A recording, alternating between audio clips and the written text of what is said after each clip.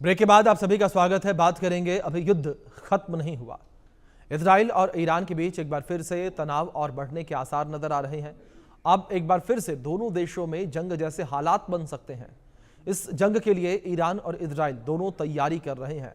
बता दें कि इजराइल के प्रधानमंत्री नेतन्याहू ने एक बार फिर से कहा कि युद्ध अभी खत्म नहीं हुआ है। इतना ही नहीं, नेतन्याहू ने यह भी साफ साफ कह दिया है कि इजराइल हर संभावित हमले के लिए तैयार है और वहीं संभावित युद्ध के लिए ईरान की तैयारी भी पूरी है। दरअसल इजराइल से टेंशन के बीच ईरान के मिसाइल टेस्ट किया है, तो वहीं ईरान पर हमले के लिए मिडिल ईस्ट में अमेरिकी नौसेना भी तैयार है। इस बीच एक बड़ी खबर भी निकलकर सामने आई है, उसका रुख कर लेते हैं, जहां नेतन्याहू की ईरान को बड़ी चेतावनी सामने आई है। अभी युद्ध खत्म नहीं हुआ। नेतन्याहू ने कहा कि हर संभावित हमले के लिए इजराइल तैयार है। ईरानी परमाणु तैयारी पर नेतन्याहू का बयान सामने आया। ईरान के पास 400 किलोग्राम यूरेनियम है। ये बड़ी खबर निकलकर सामने आई है। ईरान के पास 400 किलो यूरेनियम है, ये बयान सामने आया है। तो एक बड़ा बयान ये सामने आया है। ईरानी परमाणु तैयारी को लेकर नेतन्याहू का बयान सामने आया। ईरान के पास 400 किलो यूरेनियम है। जिस तरीके से ईरान के पास 400 किलो यूरेनियम है, इस यूरेनियम को लड़ाई के दौरान ईरान ने जो है किसी सेफ जगह पर ले आकर रख दिया था, किसी सुरक्षित स्थान पर पहुंचा दिया था। इसको लेकर अभी भी जो इजराइल है उसकी चिंता बरकरार है। इजराइल अभी भी ईरान को लगातार धमकियां दे रहा है अंजाम भुगतने की, क्योंकि 400 किलो यूरेनियम को ईरान ने छुपा दिया था। तो बड़ी खबर जिस बीच निकलकर सामने आ रही है और एक बार फिर से ईरान और इजराइल के बीच तनाव बढ़ता हुआ नजर आ रहा है। और एक बार फिर से जो यूरेनियम है, जिस यूरेनियम को रिलोकेट ईरान ने कर दिया था, उसको लेकर अपडेट चर्चा फिर से निकलकर सामने आ रही है। नेतन्याहू की ईरान को बड़ी चेतावनी सामने आई है, उसके बारे में बात करेंगे। युद्ध अभी खत्म नहीं हुआ, ईरान के साथ अभी भी मामला खत्म नहीं हुआ, ये कहा, और हर संभावित हमले के लिए इजराइल तैयार है। ईरान के पास 400 किलोग्राम यूरेनियम है और ईरान के हाथ कभी भी परमाणु हथियार नहीं लगने देंगे। तो फिर से परमाणु कार्यक्रम चलाया तो भयंकर हमला करेंगे, इजराइल ने कहा। इजराइल अभी भी इस बात को लेकर चिंतित है कि ईरान परमाणु हथियार डेवलप कर रहा है, परमाणु हथियार जो है वो बनाने की कोशिश कर रहा है। लेकिन ईरान ने बार बार ये कहा है कि हम परमाणु हथियार नहीं बना रहे हैं, हम यूरेनियम से बिजली बनाना चाहते हैं, हम बिजली बना रहे हैं और ऊर्जा के क्षेत्र में हम काम कर रहे हैं। लेकिन लगातार जिस तरीके से इजराइल के ये आरोप निकलकर सामने आए हैं, तो अब इजराइल ने एक बड़ी धमकी भी दी है। इस बीच हमारे साथ डिफेंस एक्सपर्ट AK सिवाच जी जुड़ गए हैं, उनसे बातचीत करेंगे। सर, सबसे पहले बहुत स्वागत है आपका इंडिया न्यूज पर। सिवाच साहब, जिस तरीके से इजराइल और माफ कीजिएगा, इजराइल ईरान का जो संघर्ष पूरा लगातार देखने को मिला, इस संघर्ष के दौरान पहले ये कहा जा रहा था कि अब इजराइल शांत हो जाएगा, लेकिन इजराइल को अभी भी इस बात की चिंता है कि ईरान परमाणु बम बना रहा है, जो कि ईरान बार बार ये कहता नजर आया कि मैं किसी भी प्रकार का कोई परमाणु बम नहीं बना रहा और हम केवल और केवल ऊर्जा के क्षेत्र में काम कर रहे हैं। और देखो, सच्चाई यह है कि ये ईरान हरदम झूठ बोलता रहा है कि वो हरदम बहुत नजदीक था 60% से ज्यादा इनरिच यूरेनियम को। अगर ये फिर 90% तक ले जाता है तो फिर ये एक वेपन ग्रेड हो जाता है। अगर इसको न्यूक्लियर एनर्जी पीसफुल पर्पज के लिए करना तो इसको 3% से ज्यादा इनरिच करने की जरूरत नहीं। ये भी सच्चाई है कि इसराइल और अमेरिका ईरान को न्यूक्लियर हथियार बिल्कुल नहीं बनाने देंगे। और अभी तक क्यों ईरान नहीं बना पाया न्यूक्लियर हथियार, जबकि एक छोटे देश नॉर्थ कोरिया और पाकिस्तान इस हथियार को बना पाए? उसकी वजह यही है कि जब भी वो बहुत नजदीक आता है हथियार बनाने के, कुछ न कुछ कार्रवाई इजराइल कर देता है, या तो उसको साइबर अटैक कर देगा या फिजिकल अटैक, तो वो इसको बनाने नहीं देता। अब ये सच्चाई है, जब पता था कि भाई अभी ईरान न्यूक्लियर हथियार बनाने के बहुत करीब था, ये रिपोर्टें बहुत पुख्ता थी और इसीलिए इस पे हमला किया गया। जो हमला किया गया, अगर आप देखें, 3 जो मेन साइट थी उसमें अमेरिका ने भी हमला किया, जिसमें बेसिकली नतान था, इफ्सान था और फोर्दो था। और इन साइटों पे GBU-57 बम, जिनको बंकर बस्टिंग बम है, उनका इस्तेमाल किया B-2 बॉम्बर से अमेरिका के। मगर अब बात निकल के आ रही है कि इसका जो जितना भी यूरेनियम था वो पूरा बर्बाद नहीं हुआ। 400 जो केजी के करीब जो है यूरेनियम, जो इसका बहुत ज़्यादा एनरिच था, उसको इसने मूव कर दिया था इससे अटैक होने से पहले। और ऐसा लगता है कि ईरान फिर कोशिश कर रहा है न्यूक्लियर वेपन बनाने की। वो अपने यूरेनियम को दोबारा इसी को एनरिच करके एक प्रकार वेपन ग्रेड बनाएगा। तो ये सच्चाई है। अगर ऐसा कर रहा है तो इजराइल उसको करने नहीं देगा, इजराइल पलटवार करेगा और इसी प्रकार अमेरिका भी वार कर सकता है। तो अब सिचुएशन ऐसी है कि ईरान यूरेनियम है, ईरान उसको न्यूक्लियर वेपन बनाने की कोशिश करेगा, इजराइल और अमेरिका इसको बनने नहीं देंगे। तो इसका मतलब मिडिल ईस्ट में लड़ाई दोबारा स्टार्ट होने के चांसेस हैं। जी। अगर आप एक और चीज देखें कि ईरान ने इस वक्त में किया क्या, उसने अभी रॉकेट मिसाइल वगैरह अपने और बढ़ा लिए हैं, क्योंकि ये सच्चाई है कि ईरान की एयर फोर्स इतनी अच्छी नहीं है, मगर उसके जो ड्रोन्स और रॉकेट्स और मिसाइल जो हैं वो बहुत ही ज़्यादा अच्छे हैं। वो उसने अब और भी ज़्यादा ठीक कर लिए हैं। तो वो भी तैयार है इस बात से, उसको पता है कि अगर वो अब न्यूक्लियर हथियार की बनाने की कोशिश करेगा तो अमेरिका और इजराइल पे हमला कर सकता है। यूएसएस निमतिज बहुत ही नजदीक खड़ा हुआ समुद्र में, वहां से भी टोमाहॉक मिसाइल फायर हो सकती है, जैसे इस बार भी हुई थी। तो मुझे लगता है कि जो स्थिति है मिडिल ईस्ट में वो वैसी की वैसी बनी हुई है, युद्ध जैसी स्थिति है। और आपको पता है जिस प्रकार से इजराइल गाजा पट्टी पे हमले कर रहा है, अब उसने जो इस लड़ाई को जो गाजा पट्टी पे उसको बढ़ा दिया है, वो जो गाजा सिटी है उसकी तरफ भी हमले कर रहा है। 61,000 से ज्यादा पैलेस्टाइनी मारे गए हैं। मगर इजराइल का मानना है कि जब तक वो हमास को पूरी तरह खत्म नहीं कर देंगे तब तक वो चैन नहीं लेंगे। और अभी भी ऐसा लगता है 20 से 30% जो कैपेबिलिटी है हमास की बरकरार है, क्योंकि उसने टनल डिफेंसिव बना रखी थी। तो अब इजराइल चाहता है कि आर पार की लड़ाई जो गाजा पट्टी में वो ऐसा कुछ करे, सेंट्रल एक तो इजराइल गाजा में जी। और नदन गाजा में, जहां पर अभी गढ़ रह गया है हमास का, उसको बर्बाद करे। और जी। वो लगता है कि इसको मानने वाला नहीं, वो अभी जा रहा है। अब जी। हिजबुल्लाह और जो होती रिबल हैं, मुझे लगता है उनकी मिलिट्री कैपेबिलिटी काफी हद तक खत्म हो गई है। स्पेशली हिजबुल्लाह की, होती की अभी भी है, मगर होती अभी चुप बैठा हुआ है। तो जी। इसलिए अब होगा क्या, इजराइल जो है हमास के ऊपर हमले कर रहा है, वो करता रहेगा, रुकने वाला नहीं है। क्या वो उसको ऑक्यूपाई करेगा गाजा पट्टी को, उसके बाद वो अभी भी क्वेश्चन मार्क बरकरार है। यूरोपियन कंट्रीज इससे खुश नहीं है, कुछ पैलेस्टाइन को रिकग्नाइज करना चाहती हैं, including Australia, UK, Canada, France, वो उन्होंने पहले वार्निंग दे दी है। मगर इजराइल इस चीज को मानने वाला नहीं है। वो जब तक हमास को पूरी तरह कंप्लीट नहीं खत्म कर देता वो चलता रहेगा। इतने में ईरान न्यूक्लियर हथियार बनाने की फिर कोशिश कर रहा है। अगर ऐसा करता है तो हो सकता है जो इजराइल और अमेरिका दोबारा उसके ऊपर हमला कर दे। जी, ठीक है। सिवाज साहब, आप मेरे साथ बने रहे। इस बीच एक और बड़ी खबर निकलकर सामने आ रही है युद्ध की स्थिति के बीच, जहां ईरान ने युद्ध की तैयारी का टेस्ट किया है। इजराइल से टेंशन के बीच ईरान का मिसाइल टेस्ट देखने को मिला। तेहरान के पास बैलिस्टिक मिसाइल का टेस्ट जो है वो ईरान के द्वारा किया गया। तेहरान में 2 मिसाइलें देखे जाने का दावा भी किया गया है और ईरान ने कई शहरों पर एक साथ मिसाइलें दागी। ये बड़ी खबर है जिस बीच निकलकर सामने आ रही है। तो ईरान के द्वारा जो है युद्ध को लेकर ये टेस्ट भी किया गया है, परीक्षण जो है वो भी ये कह सकते हैं किया गया है। तो युद्ध को लेकर ईरान ने भी अपनी तैयारियां पूरी कर रखी हैं। ये टेस्ट जो है वो उसने किया। और हमारे साथ सिवाज साहब लगातार बने हैं। सिवाज जी, जिस तरीके से बात यहाँ पर ईरान की तैयारी को लेकर करें तो ईरान ने भी अपनी तरफ से तैयारी पूरी कर रखी है। और क्या जो ये टेस्ट ये कहा जा रहा है, इसे एक संदेश के तौर पर देखा जाए कि इजराइल को ईरान की तरफ से एक संदेश है कि अगर आप हमें आंख दिखाएंगे तो तैयारी हमारी भी पूरी है? हाँ बिल्कुल, इसमें कोई शक नहीं कि ईरान की जो स्ट्रेंथ है उसकी मिसाइल्स हैं, रॉकेट्स हैं, ड्रोन हैं। देखो, शाही ड्रोन का इस्तेमाल रूस ने भी किया है, जो कि उसने ईरान से लिए थे यूक्रेन के आगे।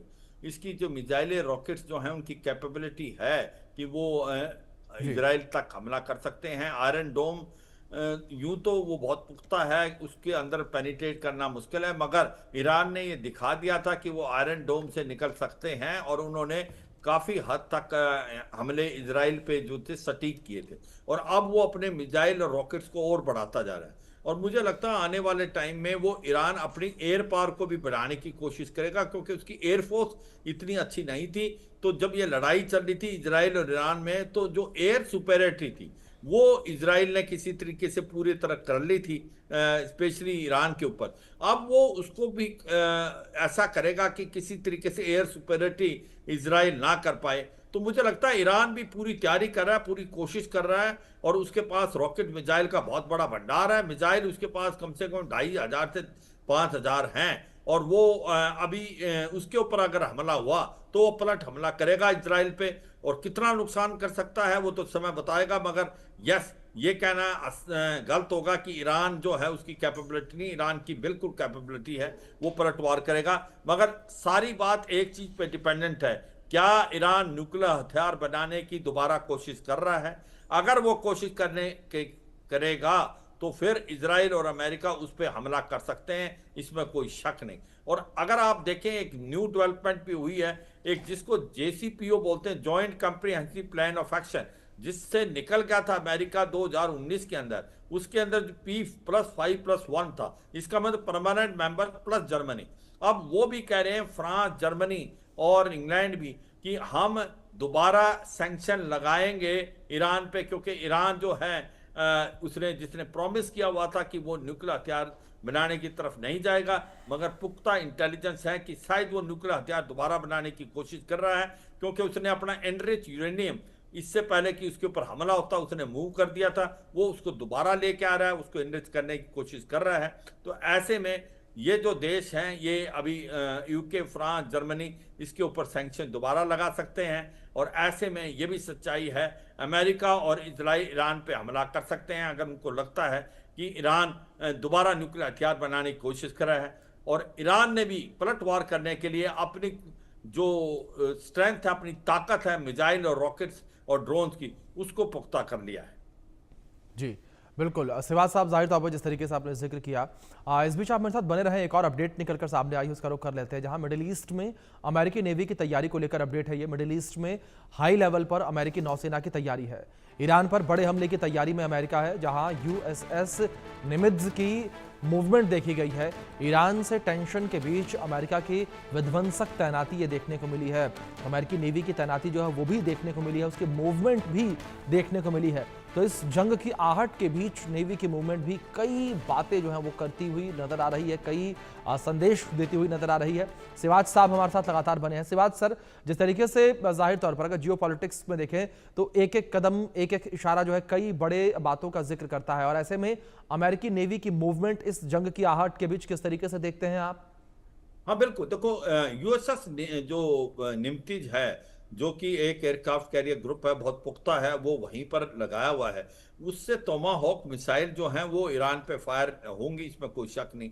और ये सच्चाई है कि उसको मालूम है अमेरिका को कि भाई इजराइल जो है उसका डिस्टेंस बहुत ज़्यादा है, और ऐसे में उसके जो नेवी है, जो जी एयरक्राफ्ट कैरियर ग्रुप लगा रखे हैं, जैसे USS निमतेज और एक और एयरक्राफ्ट कैरियर ग्रुप जो कि मूव हो सकता है वहां पर अगर लड़ाई होती है, जो कि पैसिफिक से।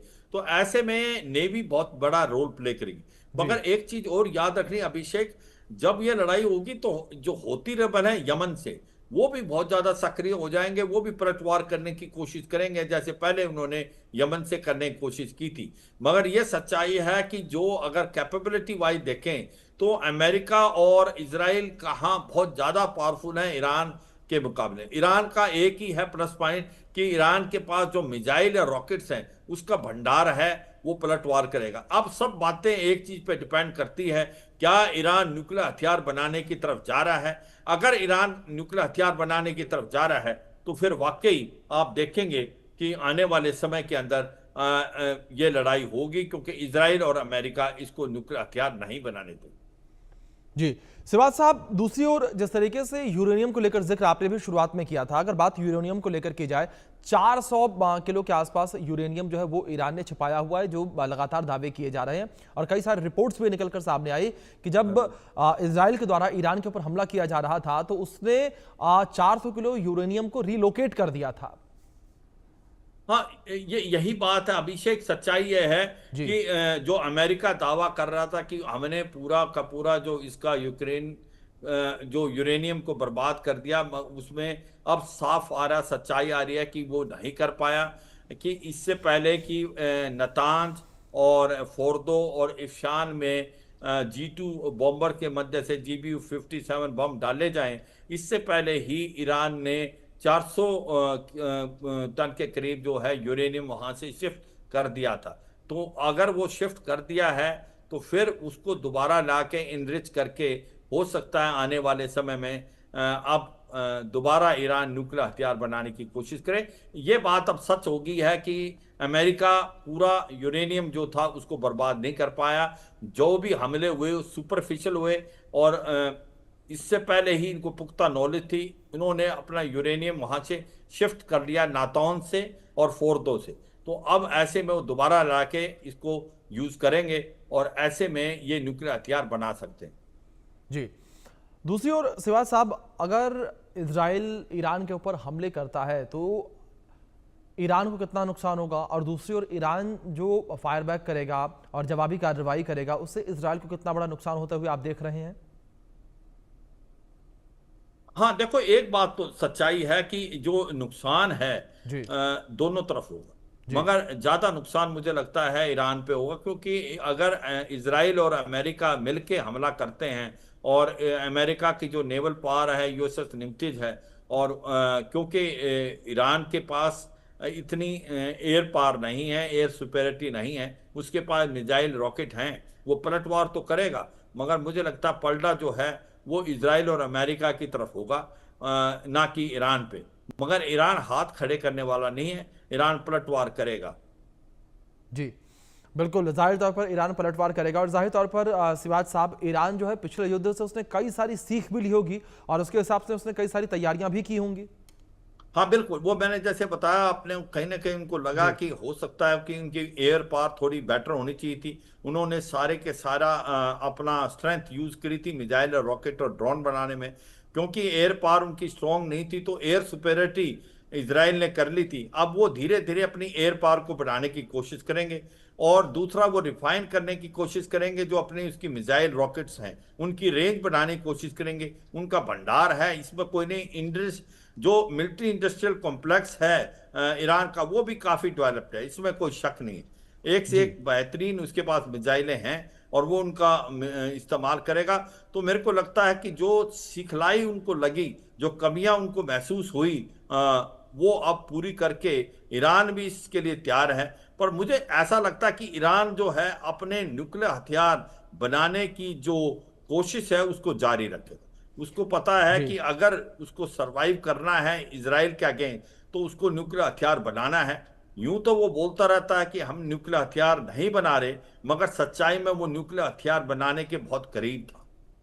जी सिवाज साहब, दूसरी ओर अगर इस पूरे समीकरण को आप देखें, जहां एक और ईरान लगातार इस बात से मना कर रहा है कि हम परमाणु हथियार नहीं बना रहे हैं, लेकिन दूसरी ओर बार बार कई सारे ऐसे सबूत निकलकर सामने आए, कई ऐसे रिपोर्ट निकलकर सामने आई जिसमें दावा किया गया कि ईरान लगातार परमाणु बम बनाने की कोशिश कर रहा है। तमाम जो साइंटिस्ट हैं, तमाम जो जानकार हैं, उन्हें एकत्रित कर रहा है एक जगह पर। सर, आप किस तरीके से देखते हैं? क्या आपको लगता है कि ईरान केवल और केवल बिजली आपूर्ति के लिए काम कर रहा है, या ईरान जो है परमाणु बम बनाने के बेहद करीब है?